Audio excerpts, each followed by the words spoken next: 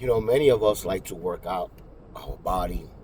We feed our body, but many don't feed their mind. And even worse, many don't feed their soul. Now, how could you feed your soul? We grow physically, maybe even mentally. We love success. We're too focused in success that we forget how to work for someone else. I think one of the most successful things you could have in life is when you give to others. When you give to others, that's when you become more successful. Now, I believe in feeding your soul. And the soul, I want you to see it like a oil, like a lamp, right? It's lit on fire. And that oil keeps getting lower and lower until it could become extinguished, which is your soul. There are many people out there walking around, you see them, and you think they're alive. They are alive to your perception, but they're walking around without a soul. Now, one of the ways to keep your souls alive is by feeding it. And how do you feed it? You feed it by being a humanitarian, by giving to others.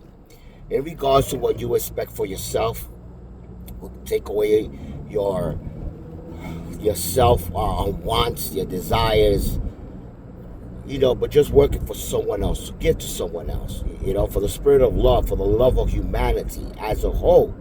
Not because of your race, not because of your ethnicity, not because of your country, but seeing people as a whole, because we are all connected, we are all one. And when you do that, you will see you will grow spiritually and maybe even wake up. Right? We have different vibrations, and obviously I do believe in the chakra and energy that's been proven, and many of us are vibrating low. And when you vibrate low, you attract evil stuff, you attract poverty, you attract evil, hell upon earth.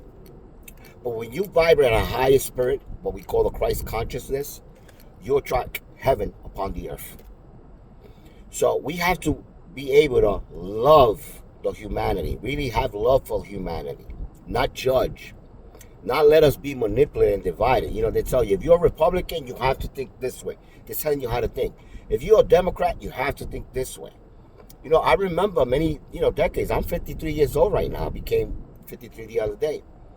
That you could have a disagreement with someone from the opposite political party and stand for something, but that doesn't mean you're going to stand for everything, right? For example, I've been a Republican for many years, but I'm not going to stand for certain things because that's my belief, right? But at the same time, that doesn't mean I'm going to agree with everything. I mean, we see now the extremists of this cult, MAGA, became a cult. That does not represent the actual Republican Party.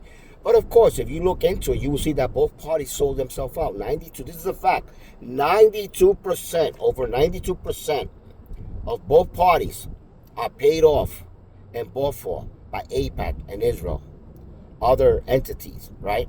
So they don't represent the best interests of we the people.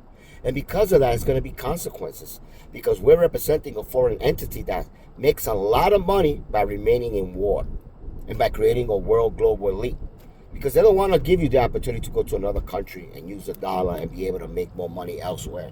They want to control every aspect of the human race. And if you doubt me, and if you don't realize that we don't stop these elites, could you imagine with the artificial technology, the way it's growing? For example, there will come a time we won't need attorneys. Just ask ChatGPT legal. There will come a time you won't need a doctor. The robots cooperate. Robots could work for you. So if you're not needed, what would you think will happen to you? You think they're going to give you employment when they own most of these companies? From BlackRock to Vanguard, you name it. So what do you expect in that future? This is why many countries know this and have created the BRICS. Brazil, Russia, India, China, South Africa created the BRICS bridge as well as their own currency. And that's what America, the elites, are fighting for. Has nothing to do with America in itself, because America, as you understand it, you see it as a country, it's actually a corporation. And those corporations are run by other corporations like Vanguard, like BlackRock, like a military industry complex. And they have to create war to keep these people, keep feeding these people. But here's the problem. Every time there's a missile dropped, they make millions. But who pays for it? You do as a taxpayer. Who fights those wars and lose their kids? You do. All the soldiers fighting. They're not fighting for what you think of America. They're fighting for a corporation. They're fighting for special interest groups. And that's what leads to the inflation that we have today, that you're not seeing it because they're doing it very slowly since 1913. And I've proven that statistically, where our buying power, the dollar's buying power, has depreciated over 97% as of last year, 2025. This nation or this country is overextended in debt. It spends more than what it produces, gross domestic product. We are about 128% more in debt than what we produce. That being said, was the only thing that's sustaining us right now is because a lot of nations lend us money. How do they lend us money? Via treasury holdings, treasury bonds, as well as they are part of another system called the SWIFT system, in which they have large reserve. Just like Russia did, had a reserve in which we froze their account with $300 billion. So we basically took it. So nations have seen that, and they're dropping their holdings, which is why I know we are at war with BRICS. You may be arrogant. You think that if we get involved with a war with Iran, it's not going to affect us. It's another Iraq war, right? It's all the way over there, but it's not.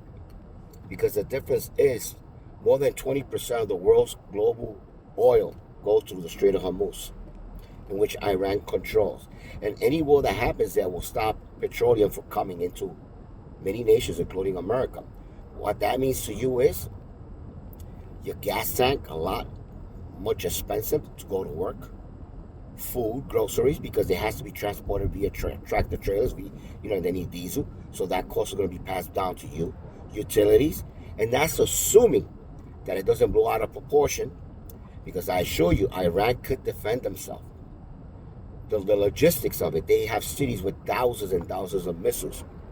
Our ships will run out of missiles even if we can sustain not getting hit, which that's not going to happen, because a hypersonic missile going at Mach 15 to Mach 20, that's 15 or 20 times the speed of sound.